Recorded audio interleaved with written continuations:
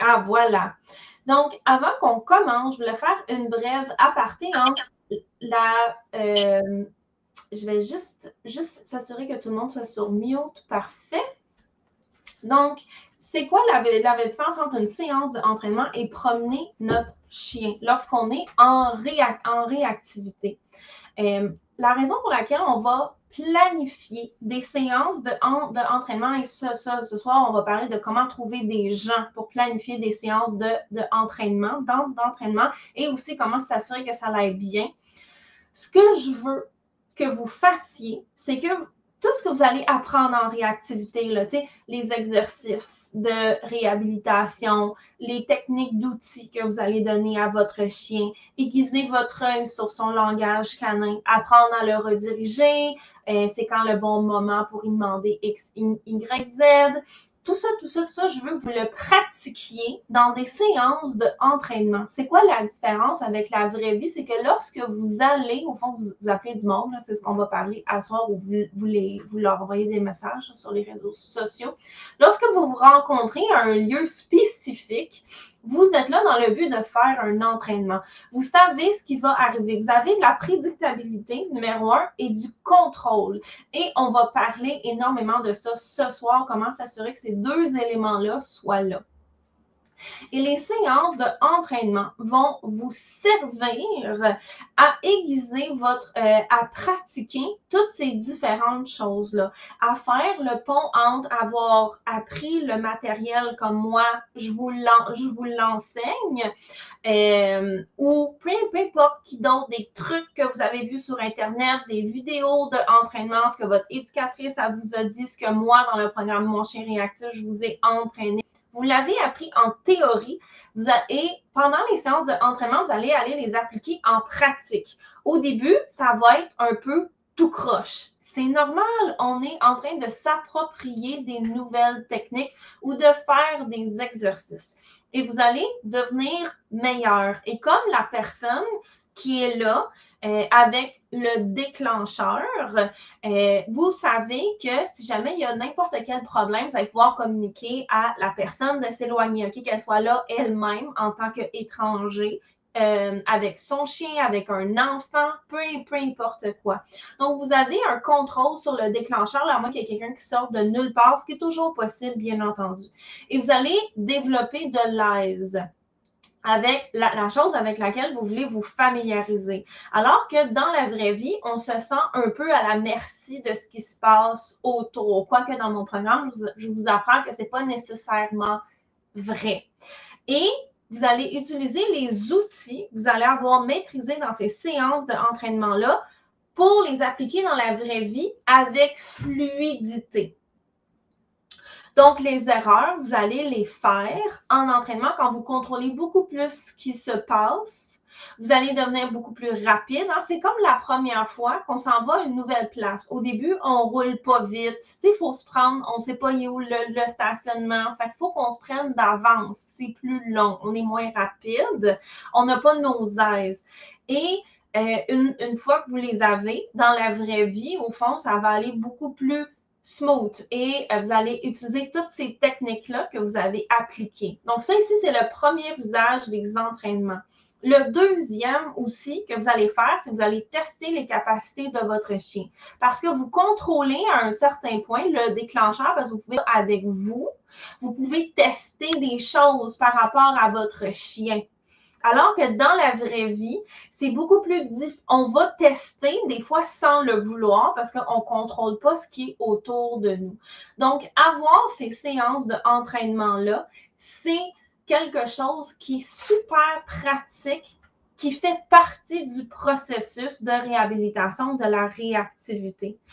La réhabilitation, là, au fond, là, ce que je vais vous enseigner demain pour celles qui sont dans le programme Mon Chien Réactif, c'est comment, au fond, faire en sorte que votre chien ne voit aucune différence entre ces séances d'entraînement-là où on va tester les limites, où on va intégrer des nouveaux apprentissages, que ce soit pour nous ou notre chien, comme dans les techniques de maniement, par exemple, notre chien n'a pas grand-chose à faire à part suivre, mais nous, il faut qu'on développe l'aise avec la laisse, les gâteries, les bananes, tout ça. Donc là, ça aide parce qu'on peut prendre le temps.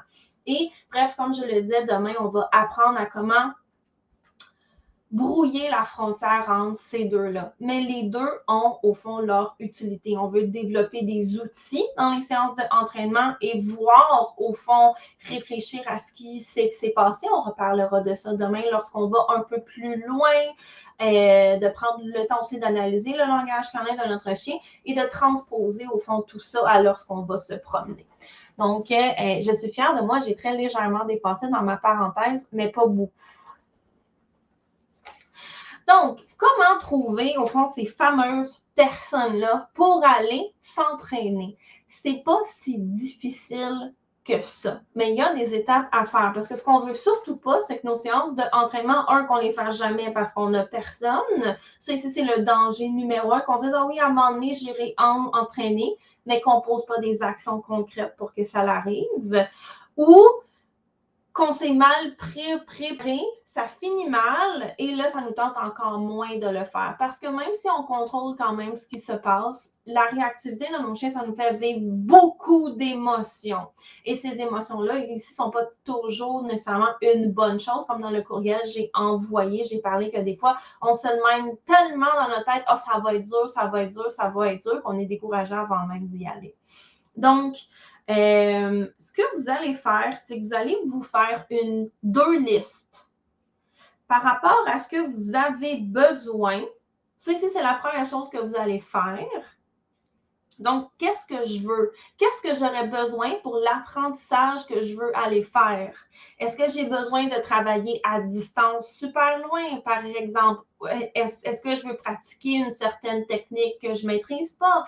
Est-ce que je veux pratiquer de me rapprocher du déclencheur, faire des exercices, me rééloigner, évaluer. Est-ce que mon chien est rendu à faire de la marche en parallèle? Donc ça ici, c'est vous qui le savez. Essayez d'être clair dans votre tête et vous pouvez même le mettre sur papier si c'est plus facile. De toute façon, éventuellement, il va falloir qu'on communique ça aux gens avec qu'est-ce que vous avez besoin. Parce que si je vous dis, allez entraîner votre chien, vous êtes comme, ah oui, c'est une bonne idée, je devrais faire ça. Mais vous n'avez aucune idée qu'est-ce que vous allez entraîner exactement, ça va être difficile. Donc, première étape, on va être clair sur nos attentes. De quoi est-ce qu'on a besoin? Et ça va être aussi du type de déclencheur qu'on a besoin. Mon conseil, commencez pas avec le pire. Commencez avec quelque chose qui va vous amener de la confiance. Surtout là, si vous êtes au début de votre processus. Des gens un petit peu plus avancés, peut-être que là, c'est le temps là, de se botter les fesses pour y aller avec quelque chose d'un petit peu plus difficile. Mais si vous commencez, allez-y avec quelque chose qui est simple. Donc, identifiez c'est quoi le ou les déclencheurs de votre chien. Ça ici, vous le connaissez déjà. En général, c'est les étrangers, les hommes, ça peut être aussi les autres chiens, les enfants. Mais soyez encore plus précis. Moi, j'ai déjà une personne qui m'a contactée en disant, est-ce qu'on peut aller s'entraîner ensemble? Mon chien est réactif envers les autres chiens. J'ai dit, pas de problème. De quoi tu as besoin? Parce que j'ai un de mes chiens, là, il s'en fout des autres chiens, là. Il n'en a rien à cirer. Lui, il est là pour avoir du fun avec moi, se promener ben pépère, sniffer puis lever la patte partout. Okay, là, je parle de Zef, bien entendu. Si j'ai un chien avec qui je vais m'entraîner qui est vraiment stressé, qui est en début d'apprentissage, je vais prendre Zef parce que Zef, il s'en fout des autres chiens. Ça ne le dérange pas. Ce qui fait que si l'autre chien fait wouf wouf, Zef, il va faire ah, OK. Il va continuer à faire sa vie, il va aller pisser partout, il va être heureux dans son petit cœur de gros garçon. Mais quelqu'un qui est plus avancé pourrait avoir besoin, as-tu un chien qui est agité? Parce qu'un chien qui est relax et un chien qui est agité, c'est pas la même chose. Quand je parlais au début, d'essayer de tester des limites ou de bâtir de la confiance, ces détails-là sont importants. Si votre chien, il sent facilement menacé par les autres chiens, trouvez des chiens relax au début. Allez pas contacter une autre personne qu'un chien réactif parce que, au fond, les deux chiens vont se craquer l'un puis l'autre. S'il y en a un qui jappe, ben là, l'autre va faire « Pourquoi ça tu me jappes après? » Fait qu'on va penser à ça. De quoi vous avez besoin de la même manière? Il y a des chiens qu'ils déclenchent au chien qui les fixe. Fait que soyez clair sur ce que vous voulez et ce que vous ne voulez pas. Puis ça, ici, ça dépend de ce que vous voulez travailler. Si moi, je veux aller travailler, par exemple, Ellie, elle n'aime pas se faire fixer par les autres chiens, j'irais peut-être chercher ça spécifiquement pour le travailler si c'est ça que je veux faire. Mais si vous ne le savez pas, parce que tout le monde, là, ici, là, on part ou on repart de là où est-ce qu'on est dans notre processus. Allez-y avec ce qui vous semble le plus atteignable. Parce que ce qui va arriver sur les deux personnes avec deux chiens réactifs qui pognent facilement peur, vous allez devoir vous mettre tellement loin que ça va être difficile de communiquer. Alors que si quelqu'un a un chien qui est zen puis calme, vous aurez plus de lousse. Parce que vous ne voulez pas avoir deux chiens en réaction ensemble qui se craignent l'un puis l'autre. Surtout si vous n'êtes pas encore super bonne dans votre maniement, vos outils, vos ci puis vos ça. Donc, prenez ça en considération. Même chose pour les enfants. Il y a des enfants qui sont calmes, puis il y a des enfants qui sont des paquets de nerfs. C'est correct. Pensez à ces différentes choses-là. Donc, ça ici, c'est la première phase. Être clair sur nos attentes. Et la deuxième, c'est le pendant de ça.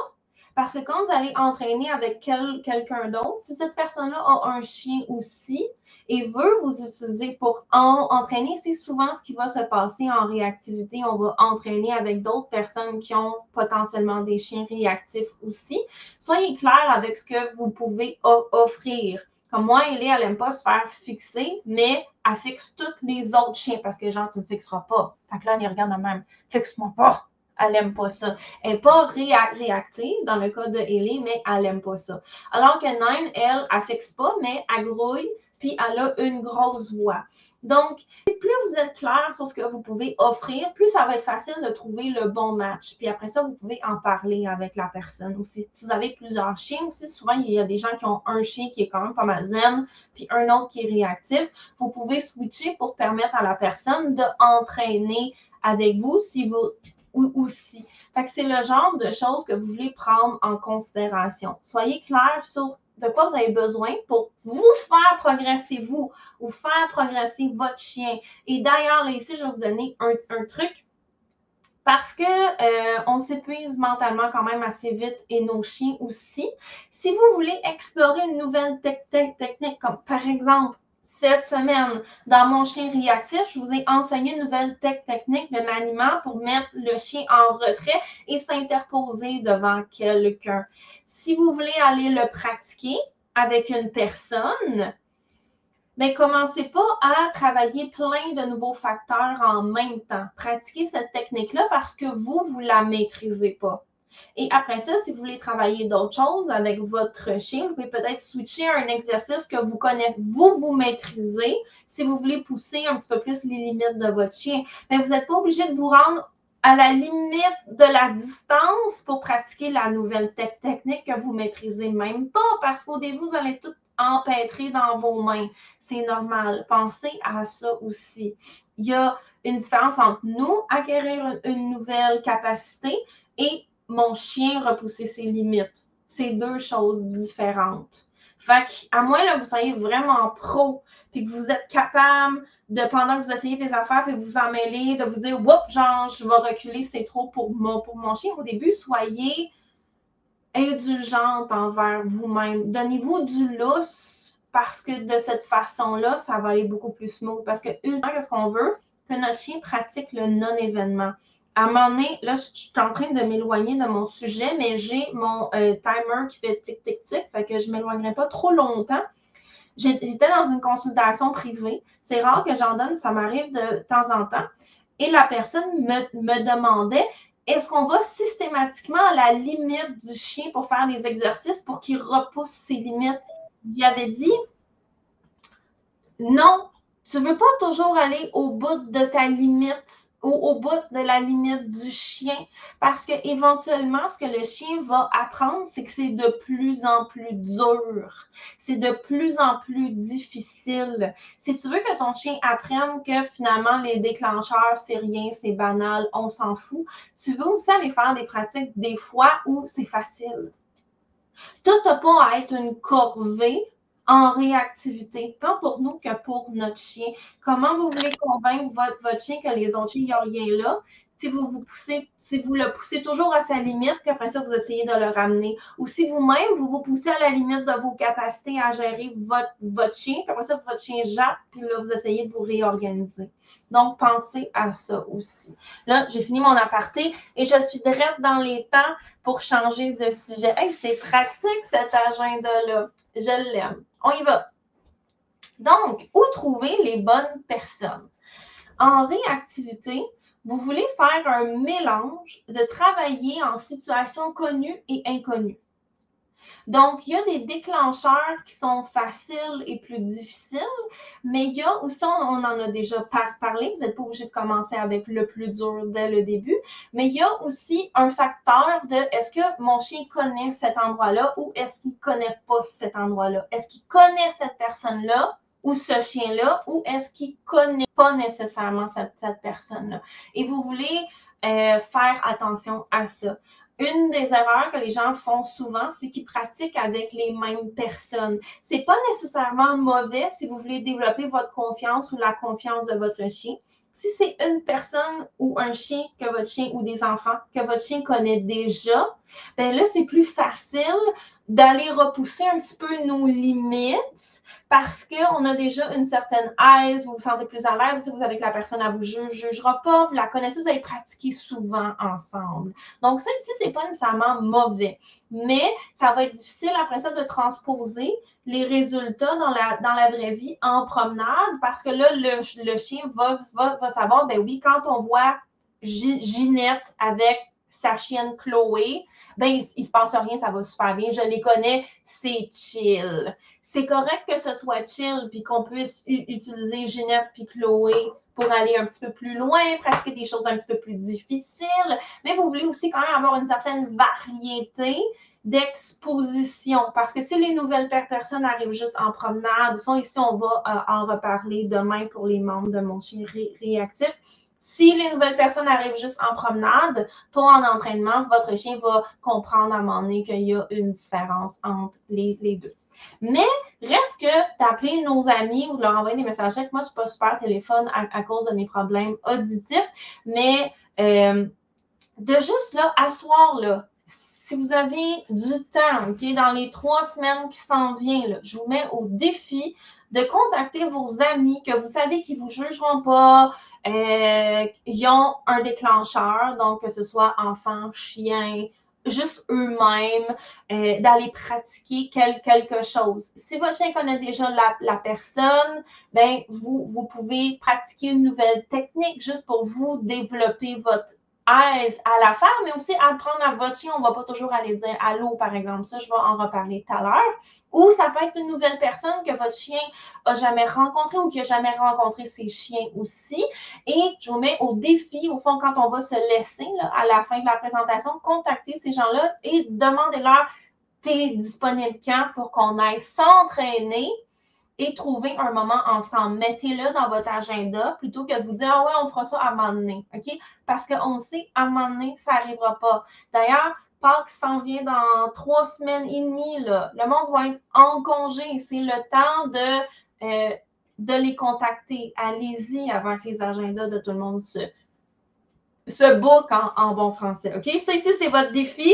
Puis dans le groupe, quand ça va être fait, je veux que vous allez poster, que vous disiez Eve, j'ai contacté la personne, mon rendez-vous, il est pris. Je vais vous souhaiter bonne chance, je vais être fière de vous autres. Donc, ça ici de contacter les gens, c'est la première chose. Je le dis, ça a l'air non, tout le monde le sait. Puis des fois, on y pense même pas. Parce qu'on a tout le temps dans l'idée qu'en réactivité, il faut que ce soit dur. Mais ça n'a pas toujours besoin d'être dur. Donc, allez-y avec des gens que vous connaissez ou de la famille, peu importe. Quoi que la famille, c'est peut-être pas une bonne idée, j'ai pas dit ça. OK? La deuxième place où c'est safe, sécuritaire de trouver des gens pour pratiquer, c'est dans mon groupe. C'est une des raisons pour laquelle la communauté, elle existe. Vous allez aller dans le groupe. Si vous n'avez personne, vous n'avez pas des amis à contacter, comme je vous ai dit, allez-y pas avec la famille parce qu'ils nous écoutent jamais. Vous n'avez pas des amis, allez écrire dans le groupe. Allô, j'ai besoin de pratiquer X avec mon chien. Voici ce que j'ai besoin. Si vous voulez pratiquer avec moi, voici aussi ce que je peux offrir. On a déjà fait cet exercice-là d'identifier ce qu'on a besoin puis ce qu'on peut offrir. Allez l'écrire dans le groupe. C'est un espace sécuritaire. Ça sert à ça. Le groupe.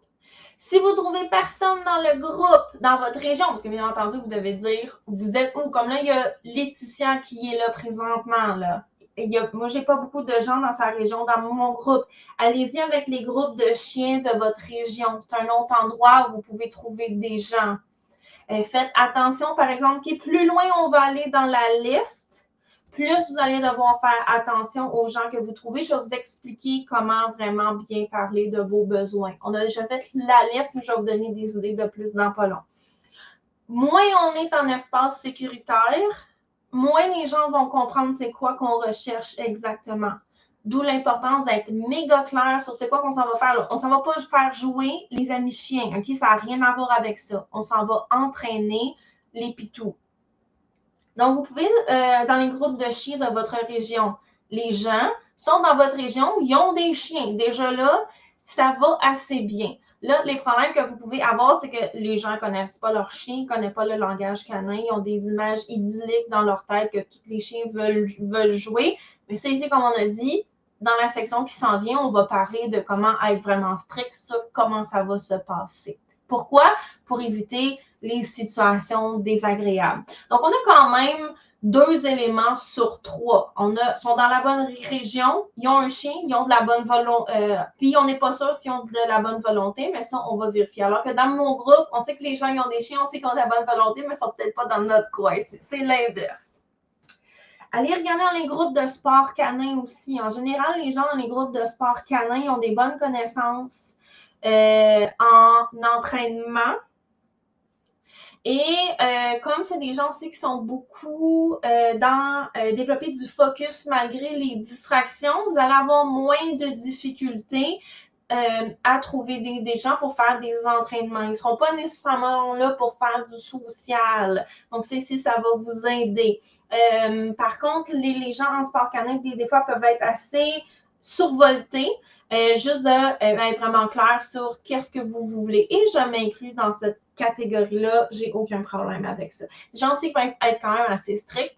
Mais ça peut être un bon endroit. Les groupes de discussion sur les sports canins, c'est une bonne place pour trouver du monde. Parce qu'au fond, ils veulent que leurs chiens apprennent à se concentrer sur eux quand il y a d'autres chiens.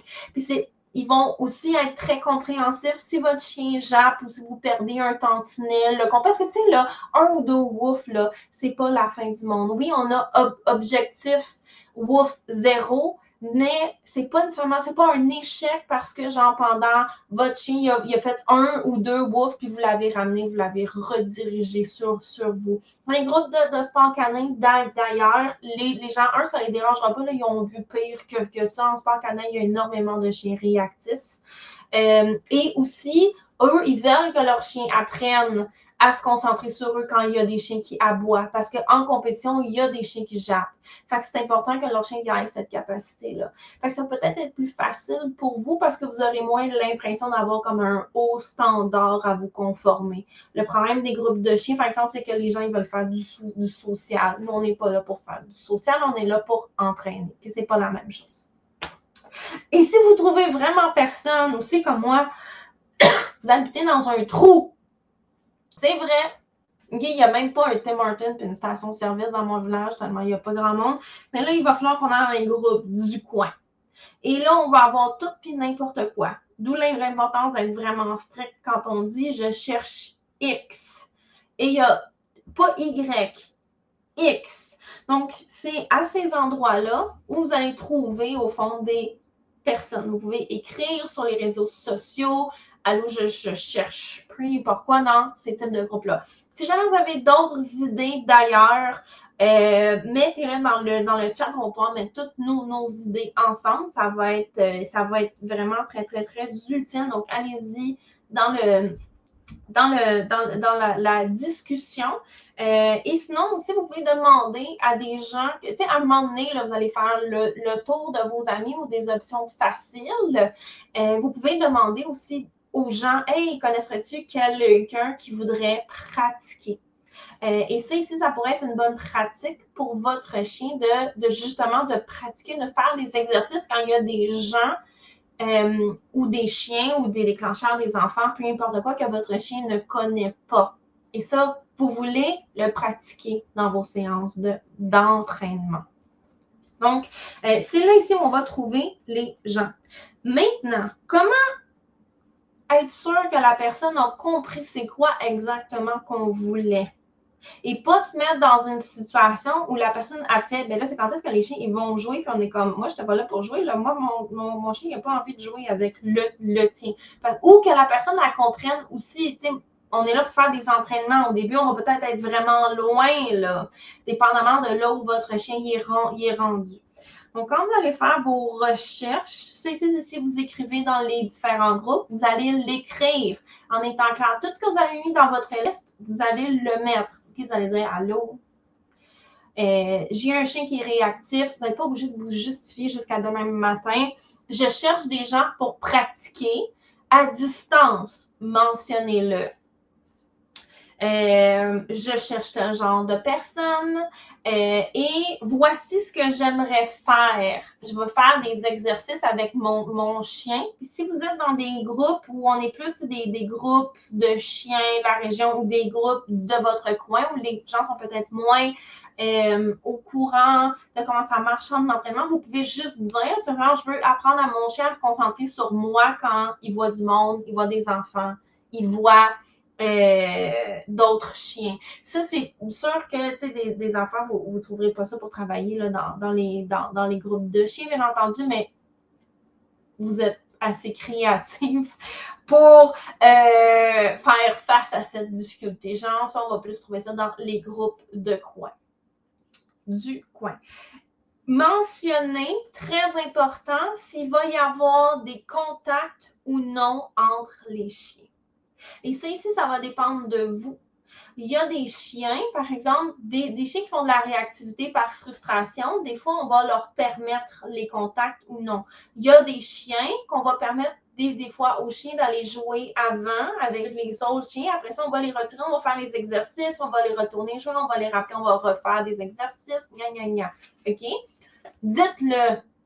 Il y a des chiens, on ne veut pas qu'il y ait de contact dès le départ. On veut faire des entraînements pour qu'ils apprennent, oui, il y a un autre chien, il y a un enfant, il y a une personne.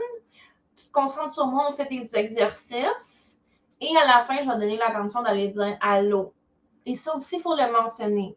Il y a des chiens qui ne sont pas prêts à avoir des contacts. C'est ça qu'ils ont besoin. Dans un cas comme il était réactif par frustration, puis là, on veut leur apprendre qu'il n'y aura pas toujours des contacts, même si tu as été bon puis tu t'es concentré, ou peu importe c'est quoi le protocole que vous suivez, dites-le. Il n'y aura pas de contact. Je veux juste que ce soit vraiment clair. Il n'y aura pas de possibilité d'aller dire allô. Si vous cherchez des inconnus, par exemple, pour entraîner votre chien s'il est réactif envers les étrangers, dites-le. Ce ne sera pas possible de la flatter à la fin. Pourquoi? Parce que les gens aiment ça flatter les petits chiens. Donc, mais là, je dis petit chien de manière affectueuse, je ne parlais pas de la taille. Soyez clair sur est-ce qu'il va y avoir des contacts ou non. Pourquoi? Pour éviter les déceptions. Parce que si vous avez fait vos entraînements, vous êtes épuisé. Votre chien est épuisé aussi. Puis là, si la personne elle vous regarde, elle fait, ben là, ils vont jouer quand? Ça va être difficile pour vous de dire, ben, il y en aura pas, je t'en ai pas promis. Pourquoi? Parce que vous allez vous sentir mal. Là, vous allez vous trouver des raisons. Ah, ben là, la personne s'est déplacée, tu sais, comme avec son chien, son enfant, son elle-même. Je veux pas les décevoir. Ben là, je veux pas qu'ils pensent que je suis bête. Ah, ben là, tu sais, ils sont donné toute la peine de faire, ok, je vais dire. Tu sais, si c'est difficile pour vous, dans ces situations-là, de mettre votre pied à terre et de faire, ben non. Ben, on va faire la gestion de l'environnement, vous n'allez pas vous mettre dans ces situations-là. Tout n'est pas obligé d'être un dépassement de soi. Hey, je suis tellement d'avance. Je suis rendue là, puis je suis quasiment à la fin. Donc, mettez-le clair. Vous pouvez mettez-le dans votre annonce, celui-là par rapport au contact. Et à moins que vous allez trouver des gens dans mon groupe ou dans les groupes de sport canin. Si vous allez trouver des gens pour pratiquer avec leur chien ailleurs, soit dans les groupes de chiens de votre région ou juste dans les groupes de votre coin, ou si vous allez trouver des gens parce que votre chien, comme je disais, il est réactif envers les étrangers ou envers les enfants, ou peu importe quoi, des hommes, des personnes âgées, peu importe c'est quoi, réitérez-le aussi quand vous allez rentrer en contact avec la personne. Parce qu'au début, on va écrire un post, mais là, il y a du monde qui vont se proposer. On va rentrer en discussion avec eux selon votre mode de communication préféré. Là, vous allez vous appeler ou vous allez y aller par Messenger. Et réitérez-le. Est-ce qu'il va y avoir des contacts ou non? Parce qu'il y a des gens qui pensent que même si on a dit ils n'en auront pas, que ouais, mais tu sais, si ça va bien, là. Sauf que il y a des gens, j'ai déjà vu du monde, le chien était full réactif, là, c'était comme clair qu'il sentait pas bien. Puis à la fin, la personne disait ah, ça a bien été, ton chien, il est super fin, genre, regarde, il a envie d'aller voir le mien. Puis on était comme non, il a vraiment pas envie d'y aller. C'est pas tout le monde qui a les mêmes connaissances en langage canin. Fait que s'il y en aura zéro, ben, comme je le dis, réitérez-le, que ça va juste être vraiment plus simple pour vous. Et vous voulez aussi essayer de saisir la personne aussi, surtout si vous allez faire de la réhabilitation envers la réactivité, envers les inconnus. Il y a des gens aussi qui sont comme pas capables de s'en empêcher de toucher les chiens. Il y a des chiens qui sont corrects à distance proche, mais pas 100% à l'aise, mais c'est aussi que la personne se penche pour les flatter, là, ça va plus. Fait qu'essayez de saisir aussi, est-ce que la personne va être capable de respecter les consignes? Est-ce qu'elle va, ça aussi je l'ai vu en cours de groupe quand j'enseignais en cours de groupe, là on disait aux gens de ne pas laisser les chiens aller se voir. Puis les personnes disaient oui mais mon chien il tirait pour y aller. Puis genre le chien tirait pour aller dire allô puis il le suivait genre avec un beau sourire. Mais regarde il veut vraiment y aller. Puis je suis comme ouais mais t'es pas obligé de suivre ton. Mais bref. C'est correct parce que là, les chiens, ils n'étaient pas réactifs. Le monde, il y avait du fun, ils trouvaient ça beau, tu sais. Ça les dérangeait, mais c'était pas un problème. Dans notre cas, nous, si on laisse aller ces choses-là, nous, on a un chien qui est réactif. Là. Premièrement, on veut penser à ses progrès, mais on veut pas aussi que notre chien se fâche contre les autres chiens parce que là, la personne fait, mais là, ton chien, OK, on veut pas se mettre dans ces situations-là. Fait que, comme je disais, c'est de saisir la personne aussi. Et à la fin, je vais vous donner des conseils. Ça va vraiment de la misère à saisir le monde. Vous n'avez pas beaucoup de choix. Est-ce qu'il y a certaines choses qu'on peut... J'ai des conseils pour vous aider aussi à voir progressivement. On va faire comme on va tester les os les premières fois pour voir comment sont les gens. D'ailleurs, si vous avez des membres de la famille, faites surtout attention à ça parce que souvent, ils ne nous écoutent pas dans nos consignes. Là, ils pensent qu'ils savent plus que nous autres. Et la technique pour tester les os va vous aider dans des situations comme celle-là. Quand la personne va vous contacter aussi, faites un plan de ce que vous allez faire. Ça va être beaucoup plus simple. Parce que s'il y a des choses que vous ne voulez pas, c'est comme avec les chiens. C'est plus facile de ne pas avoir ce qu'on ne veut pas quand on dit à la personne c'est quoi qu'on veut. Ça sonne non, mais souvent, on n'y pense pas. Fait que si moi, je vais aller travailler à distance, puis je dis, par exemple, je vais me rapprocher, je vais faire les exercices, je vais me retirer. Quand tu vois que je m'approche, approche-toi pas. Ça, ici, c'est le genre d'affaires que vous pouvez communiquer avant. Pourquoi? Parce que si vous approchez, vous essayez de gérer votre chien, faire les exercices, la personne, elle s'approche. Ah, tu voulais-tu qu'ils se disent allô? Ben là, on va devoir se pousser, puis ce ne sera pas nécessairement un bon apprentissage.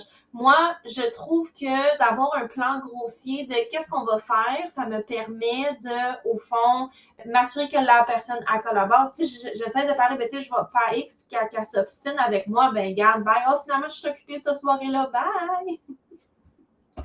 Mais aussi, ça va vous permettre que la personne elle vous dise c'est quoi qu'elle veut. C'est pas si pire si on a un chien qui est réactif envers les autres chiens ou les enfants, par exemple, que la personne, quand on se rend, peut laisser son chien dans la voiture et vous allez vous parler. Mais si vous avez un chien qui fait du true owner guarding ou qui a peur des étrangers, ça va être difficile de se concerter avant. Fait que plutôt que de faire on va faire quoi là, puis tu sais, d'essayer de gérer, ça va être beaucoup plus simple si tout ça a été attendu avant. Okay? On n'est pas obligé d'avoir comme phase 1, phase 2, phase 3 là. On va se calmer le pompon sur l'organisation parce que de toute façon, en réactivité, des fois, il arrive des affaires qu'on est comme finalement, mon plan, il est plus bon, il faut que j'en improvise un autre. Mais il y a quand même un certain plan en tête pour vous, pour éviter d'arriver là et faire puis j'ai vu du monde faire des entraînements, puis sérieux, à un moment donné, j'ai demandé à la personne dans sa vidéo, qu'est-ce que tu es en train de faire là? Parce que je regarde ta vidéo et j'ai aucune idée que c'est que tu fais à part te promener autour de la personne et donner une banane à ton chien. Ce qui n'est pas nécessairement une mauvaise chose, mais genre, je n'étais pas capable de voir c'est quoi l'exercice qu'elle faisait, tu sais. Fait que ça va vous aider d'avoir une bonne idée. Puis, la personne va être capable beaucoup plus de vous aider. Souvent aussi, vous pouvez soit pratiquer en même temps, mais si vous switchez de chien, vous pouvez aussi vous en parler, ben, à ce moment-là, selon comment ça va, je vais changer de chien. Moi et Émilie, on était censés se voir jeudi. Puis, je voulais sortir Zeph en premier pour lui permettre d'entraîner son bébé chien. Puis, si son bébé chien, ça allait super bien, j'aurais sorti Nine. Puis là, moi, j'aurais pratiqué, j'aurais profité de la distraction. Parce que Zeph, il s'en fout des autres chiens, c'est pas une distraction pour lui. Mais avec Nine, là, j'aurais travaillé. Bon, ça serait probablement tenu beaucoup plus loin. Tout simplement, genre, de juste de parler de ces choses-là, ça va vraiment vous aider. Planifiez aussi qu'est-ce qui va se passer quand vous allez arriver. Parce que ce que vous voulez pas, c'est que vous arrivez dans votre voiture, là, puis là, la personne, elle s'approche avec votre chien pour faire « Hey, blablabla. » Puis là, genre, votre chien, genre, vous êtes comme qu'est-ce que tu fais là, tu sais. Fait que juste je sais que je l'ai dit, mais là, je vous le redis plus clairement. Donnez votre processus au début, ça va être comment. Si vous voulez que la personne se tienne à distance, dites-le. Parce que la personne, elle ne peut pas deviner, là, surtout si vous n'êtes pas au même stade dans la réactivité ou si le chien est zéro. Un des problèmes, là, c'est que les meilleurs chiens pour pratiquer en réactivité, dans le cas de chiens qui sont réactifs envers les autres chiens, Maggie, j'ai vu ta question, je vais y répondre tantôt dans la partie sur tester les autres. C'est une excellente question. Donc, les meilleurs chiens pour pratiquer, là, c'est souvent des chiens pas réactifs qui s'en foutent. Genre, ils aiment les autres chiens, mais ils ne sont pas obsessifs. Là. Ils ne sont pas genre que tu es comme tout ton chien est réactif par frustration, chose. T'sais. Mais c'est parce que tu t'en rends pas compte, parce que tu le laisses genre se picher comme un boulet de canon partout. T'sais. C'est vraiment des chiens sociaux, blasés, c'est comme tout va bien, la vie est belle. Eux, là, ils ont une chanson dans leur tête là, qui joue en permanence. Ça, ici, c'est les meilleurs chiens. Le problème, c'est qu'est-ce qu'il y a là, dans ta petite vitrine là? Le problème, c'est que souvent, les propriétaires de ces chiens-là, ils pensent que tous les chiens sont de même. Fait que eux aussi, ils ont une chanson qui joue dans leur tête, tout va bien, ils se promènent, tu sais. Fait que d'où l'importance d'aller dire, comme, il n'y aura pas de petite chanson qui va jouer, puis des contacts, puis tout va bien dans la vraie vie. Ce n'est pas le retour au bercail ici. Là, on est là pour entraîner. Fait que c'est pour ça que souvent, on se ramasse à entrer avec d'autres personnes qui ont des chiens réactifs parce qu'ils comprennent c'est quoi qu'on veut faire, puis ils ne prennent pas des risques inutiles. Il y a beaucoup de gens qui l'ont facile avec leur chien, puis il y aura pour eux, mais ils ont tendance à prendre des risques parce que ben, tout va bien. Tu sais, comme la vie ne leur a jamais mordu les faufounes, tu sais, avec les risques qu'ils ont pris.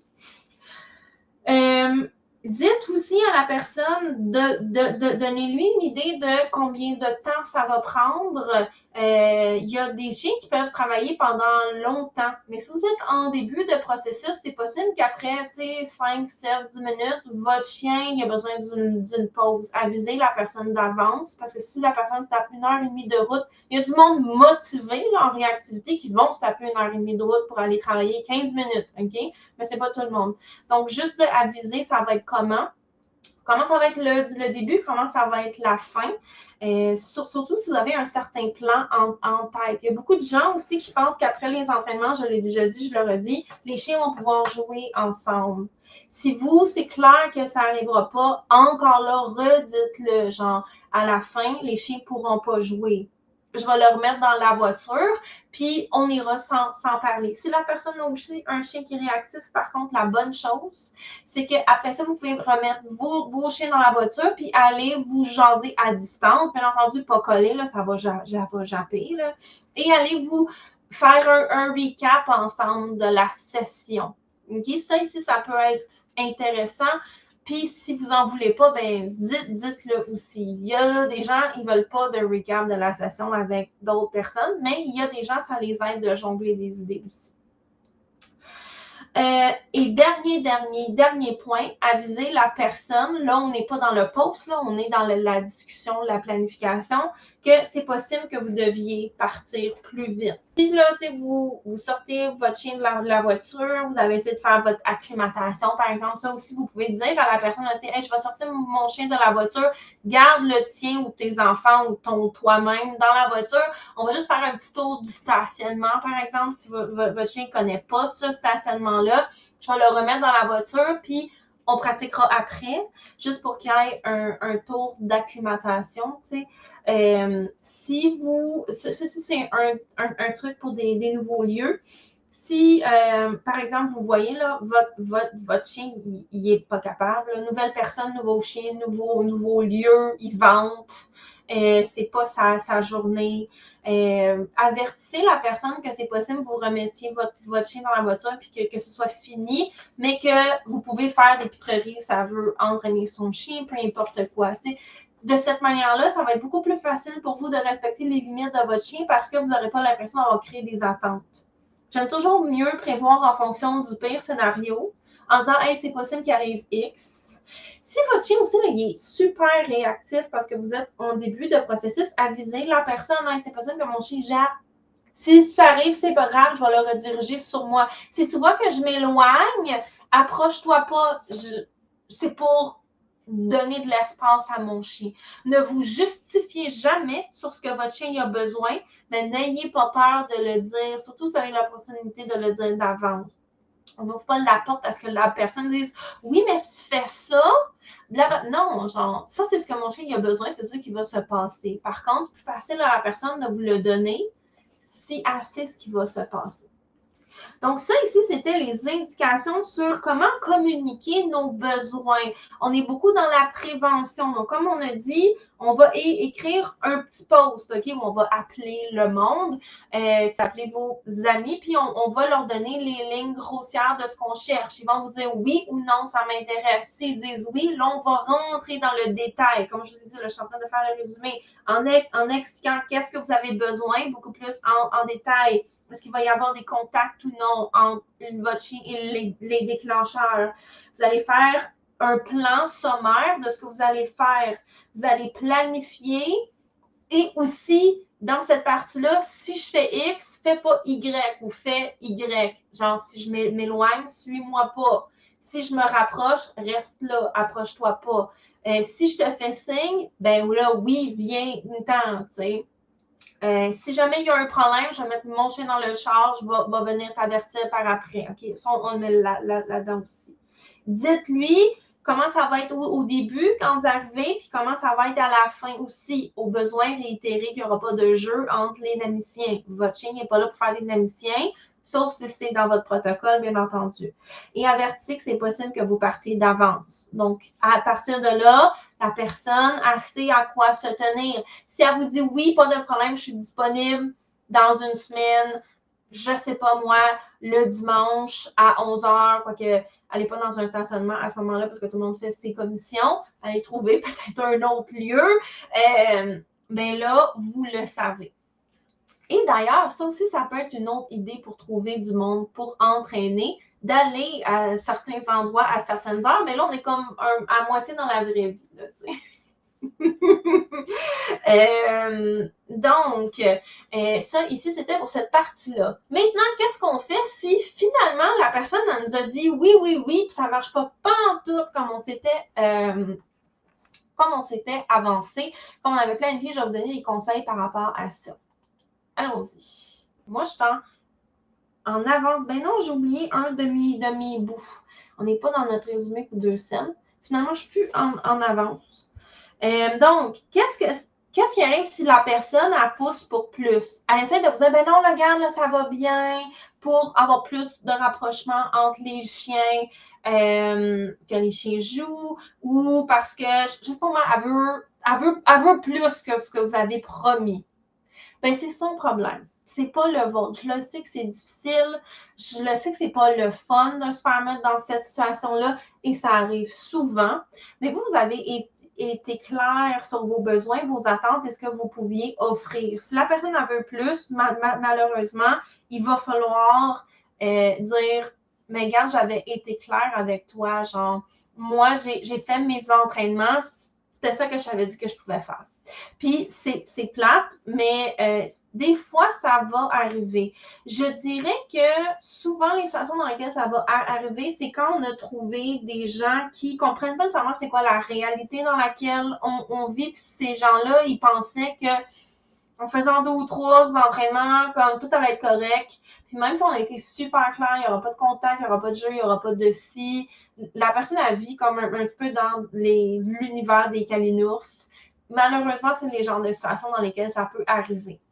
En général, ça ne va pas arriver, ça ne devrait pas arriver si c'est d'autres personnes qui comprennent la réalité que vous vivez, donc d'autres propriétaires de chiens réactifs. C'est pour ça que les chiens réactifs eux-mêmes, c'est pas les bons chiens avec qui travailler en début de processus, mais les propriétaires des chiens réactifs sont souvent les meilleures personnes avec qui parce qu'ils savent qu'est-ce que vous voulez faire. Et c'est la même chose si la personne chiale puis elle insiste. Ben, regarde, j'avais été claire avec ça. Justifiez-vous pas parce que malheureusement, à chaque fois qu'on se justifie, les gens le prennent pour une ouverture pour argumenter avec vous. Fait que réitérer, c'est ce que j'avais dit qui se passerait. C'est dommage que, tu sais, comme tu pensais qu'il allait avoir plus, mais moi, j'ai livré ce que j'ai promis. Et c'est pour ça qu'on a été très, très clair avant sur qu'est-ce qu'on pouvait offrir. Et tout, tu sais, comme j'ai dit, c'est possible que vous vous éloigniez, c'est possible que vous vous en ayez. Hein, je les ai vécues, ces situations-là, sinon je ne vous donnerais pas ces conseils-là. Un autre aussi, qu'est-ce qu'on fait si la personne veut nous donner des conseils? Tu sais, genre, la personne se prend pour un entraîneur, puis elle veut venir vous dire quoi faire avec votre chien. C'est où, genre, elle s'approche avec son chien en disant, je sais pas, moi, comme tu ne fais pas confiance, ou ben non, là, regarde, là, laisse-le donc aller, ça va être correct, ou peu importe quoi. Ou la personne donne des conseils non sollicités, dites-lui, moi, je suis un plan comme ça va super bien, j'ai pas besoin d'aide. Si la personne elle insiste, on se rappelle, bonne journée et non sont des phrases complètes. Vous pouvez vous en aller. C'est quoi le pire qui va arriver? La personne va être déçue. Mais cette personne-là, elle a le droit de vivre avec sa propre déception. Et ça, ici, je vous le répète parce que souvent, on a tendance à vouloir que tout le monde autour de nous se sente bien par rapport à nos décisions. Puis à un moment donné, moi, dans ma vie, il a fallu que je me rende compte que c'était pas à moi de contrôler comment les gens se sentaient. C'était pas à moi à faire en sorte qu'ils se sentent bien avec mes décisions. Et que si les gens voulaient être déçus, c'était leur droit. Et que c'était à moi de les laisser être dans leur déception et dealer avec ça de la manière qu'ils voulaient. J'ai fait ma part, j'ai été claire, j'ai pris une décision bienveillante pour moi ou pour mon chien dans cette situation-ci. Puis ça, là, ça vaut là, dans toutes les situations de la vraie vie. Là. Que ce soit dans votre famille, votre vie, au bureau, la prof de vos enfants. Tout ça, OK? Je vous le répète, c'est pas à vous de rendre les gens confortables, à l'aise avec vos décisions. Et aussi, s'ils veulent être déçus, c'est leur choix. Nous, on n'a pas de devoir de les convaincre de ne pas être déçus ou de les faire se sentir bien. Ils ont le droit de rester avec leur propre déception puis de vivre avec, même si c'est plat. Donc, je vous le répète.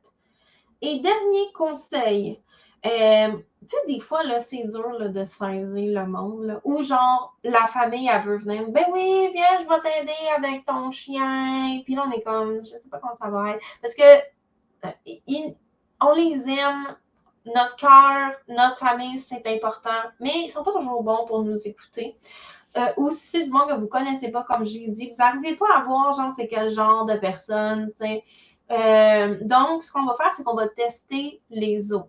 Vous pouvez surtout éventuellement, là, vous allez vouloir repratiquer avec ces gens-là. Fait qu'on n'est pas obligé de faire du tout ou rien dès le début, genre je fais rien, j'entraîne jamais mon chien, ben tu sais, sauf quand je sors dans les promenades parce que j'ai pas le chat, je veux pas qu'il réagisse.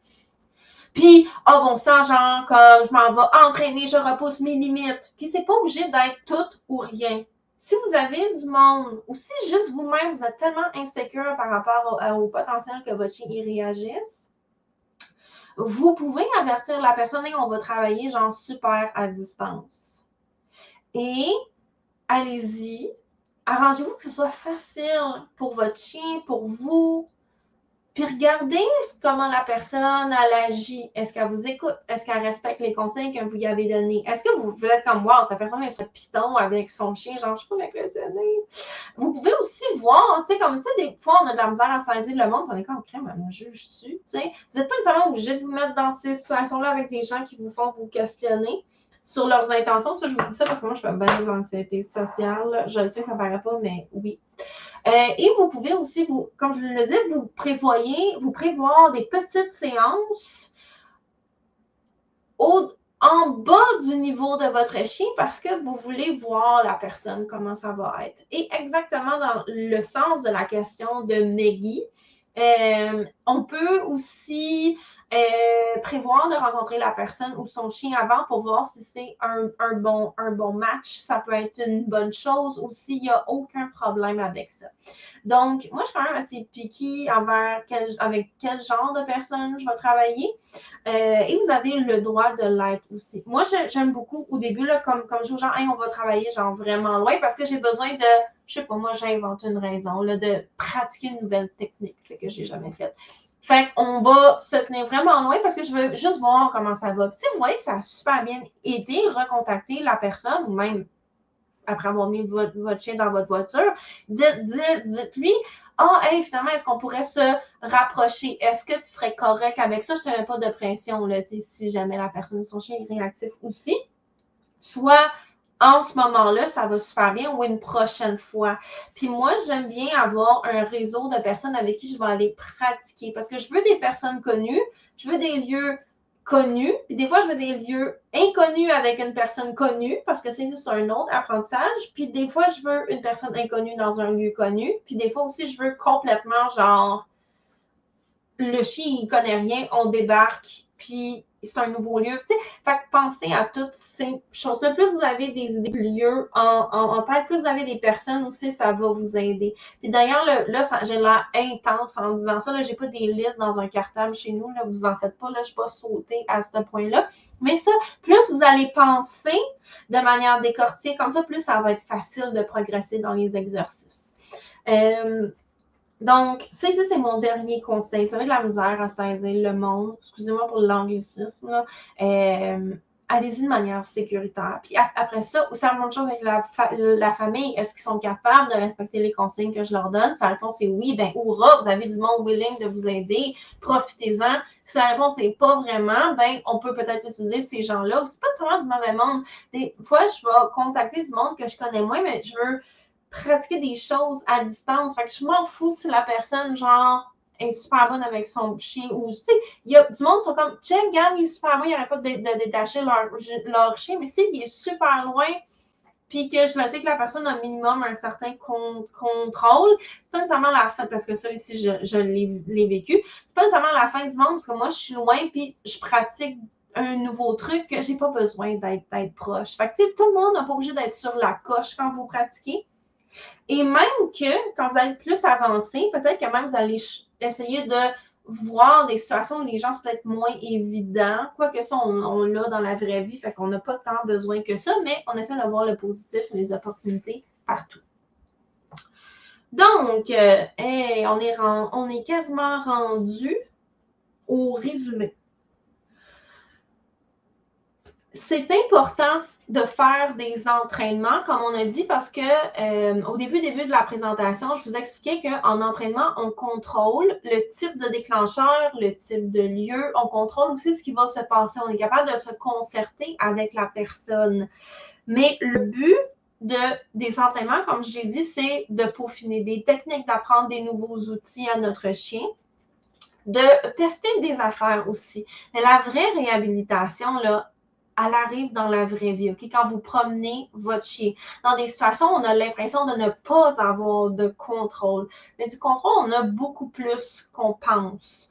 Demain, dans le programme Mon chien réactif, à 11 h, il y a un autre live où ça va être la séance de coaching où je vais vous expliquer tous les résultats là, que vous avez eus, là, justement, là, quand vous avez appelé vos amis ou trouvé du monde pour aller faire des entraînements. Là. Parce que vous allez voir, c'est pas nécessairement difficile de se rapprocher des déclencheurs à ce moment-là. Hourra! Okay? C'est des bons apprentissages, c'est nécessaire. Comme vous allez voir, c'est pas nécessairement difficile d'avoir des résultats. Ce qui est difficile, ça va être de transposer ces résultats-là quand vous promenez votre chien, okay, dans votre vie de tous les jours. Puis demain, dans la présentation, dans la séance de coaching, je vais vous expliquer c'est quoi les éléments qui font que vous n'êtes pas capable de transposer ces éléments-là. On va aller voir c'est quoi les indices qu'on donne à notre chien. Là, on est en entraînement, là, on est dans la vraie vie. Et une fois qu'on va être capable de les identifier, je vais vous guider pas à pas. Là. Je vais vous donner une série de questions. Vous allez vous poser à vous-même après avoir entraîné votre chien.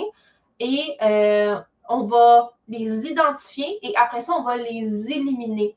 Ce que je vais vous amener à faire demain, c'est à conserver le même état d'esprit, le même sentiment de contrôle quand on entraîne dehors. Parce que moi, là, ce que je me suis rendu compte, quand j'avais mes propres chiens, okay, au début, quand mes chiens étaient réactifs, j'en avais 2, et que je les entraînais, ce que je m'étais rendu compte, c'est qu'ils étaient full bonnes en entraînement, mais c'était plus difficile quand on se promenait. Fait que j'essayais d'identifier toutes ces raisons-là. Pourquoi c'est pas la même chose? Et du moment où je me suis dit, moi, là, je vais m'arranger là, pour que mon chien sache jamais si la personne qui a vu, parce que le chien était réactif envers les étrangers, puis j'en avais une, c'était les autres chiens en plus, que mon chien ne sache jamais si cette personne-là, je l'ai contactée ou non.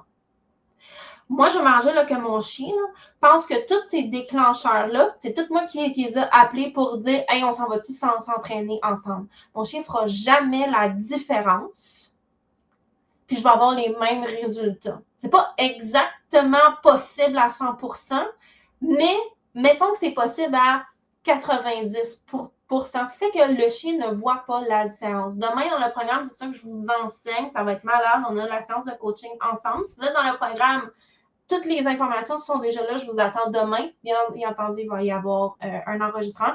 Si vous n'êtes pas dans le programme, vous pouvez vous inscrire. Vous pouvez être là demain. Vous avez accès à tout ce qu'on a fait le mois passé et tout le reste des choses qui vont être là ce mois-ci.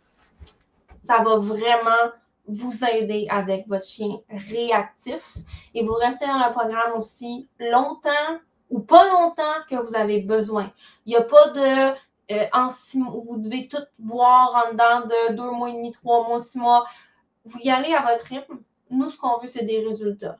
Que quand vous promenez votre chien, vous vous sentiez en contrôle de ce qui se passe, vous savez ce que vous faites, vous êtes capable de donner à votre chien ce qu'il a besoin, ce qui fait que ultimement, votre chien, il vous fait de plus en plus confiance. Il a confiance en vous, il a confiance en lui-même, il commence à se sentir mieux aussi. Il y a des déclencheurs, mais tu sais, ça va pas si pire que ça de plus en plus.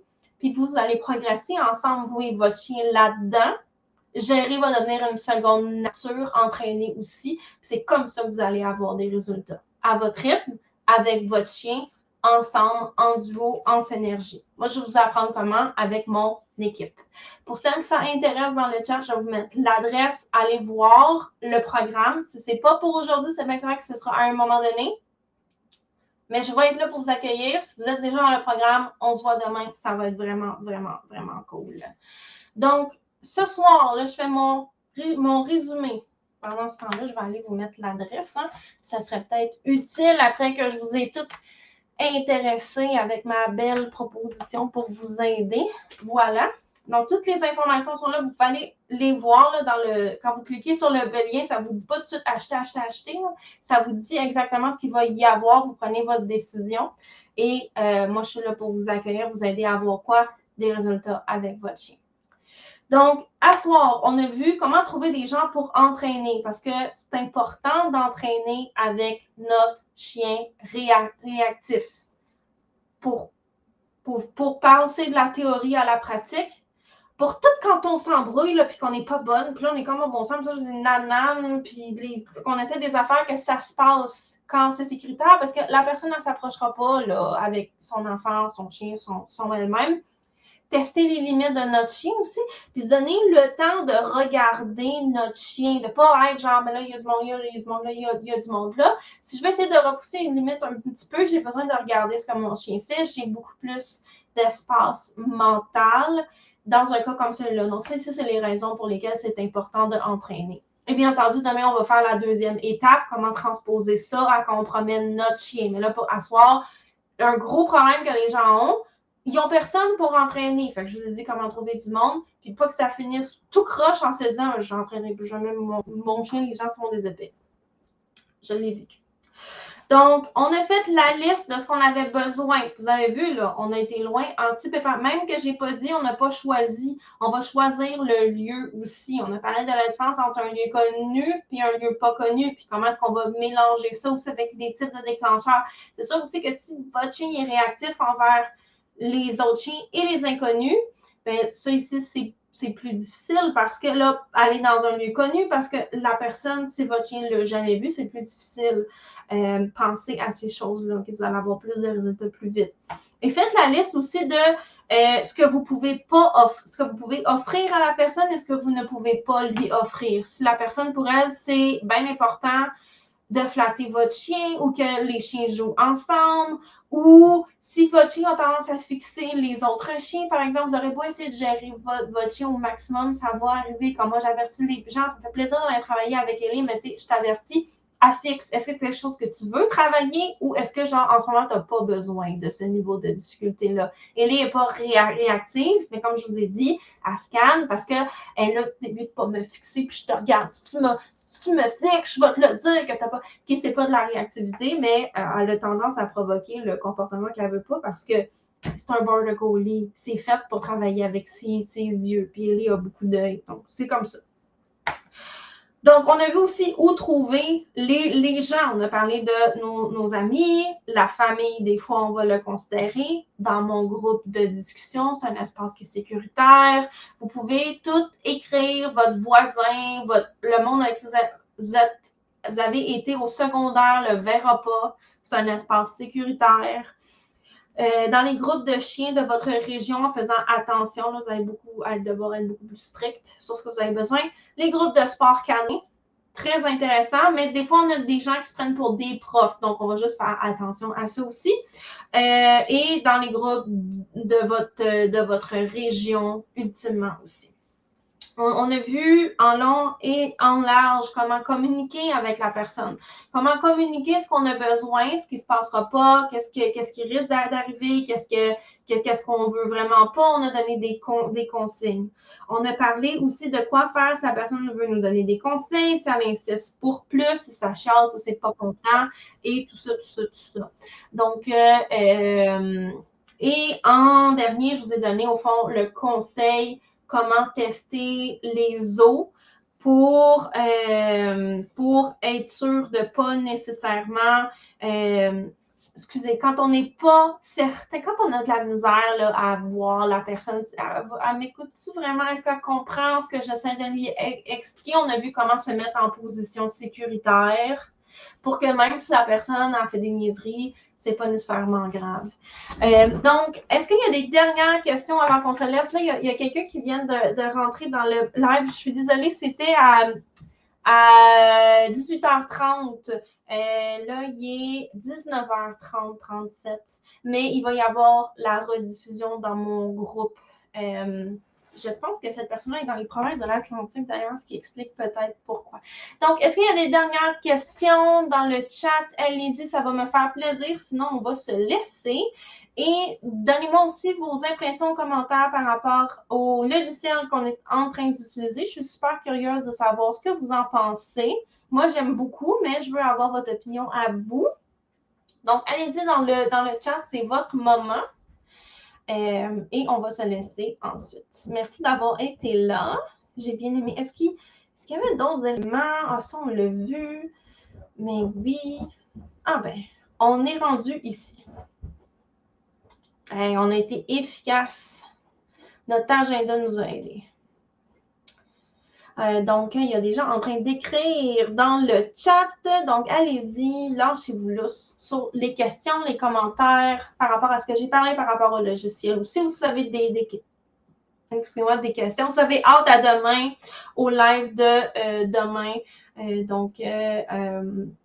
Ça aussi, donc, Isabelle dit, ah oui, l'image est moins bonne. Je le prends en note, savoir si je pourrais l'arranger.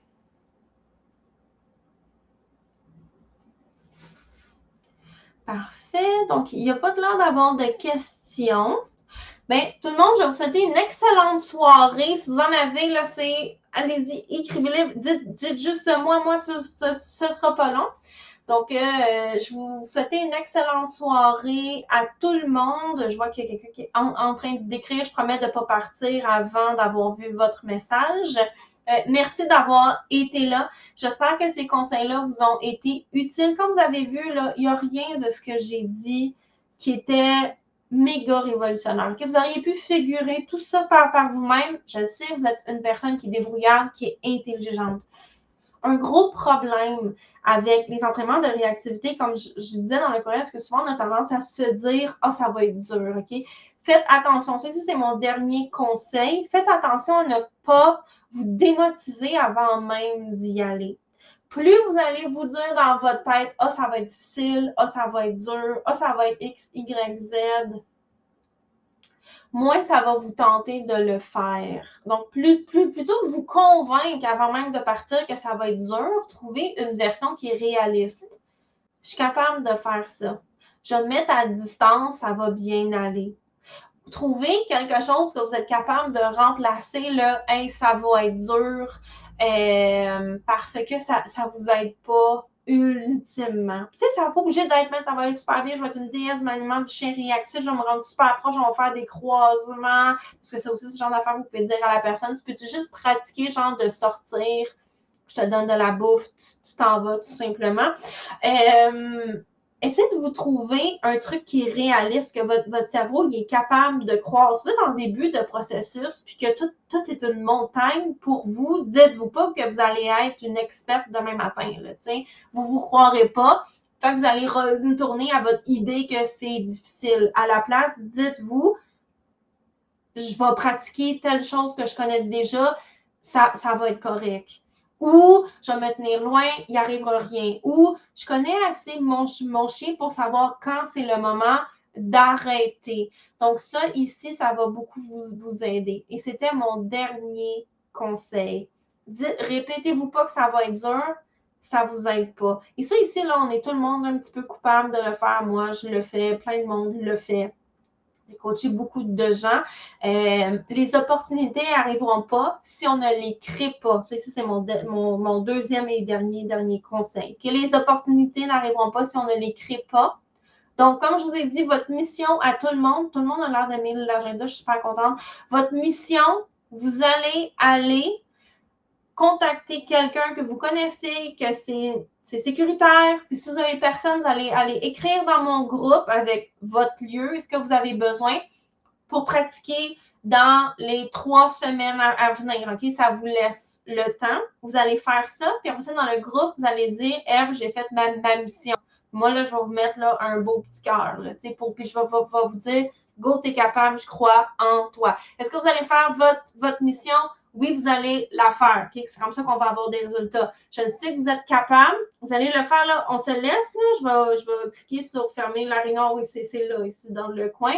Vous allez faire ça tout de suite avant d'aller faire autre chose. Comme ça, vous n'oublierez pas. Parce que souvent, le problème qui arrive, c'est qu'on se dit, ah oui, je vais faire ça à un moment donné. OK? Aussitôt que j'arrête la discussion, appelez ou écrivez à Messenger ou dans le groupe quelqu'un que vous savez ou essayez de le trouver pour aller pratiquer avec votre chien puis un de ses déclencheurs. Faites-le.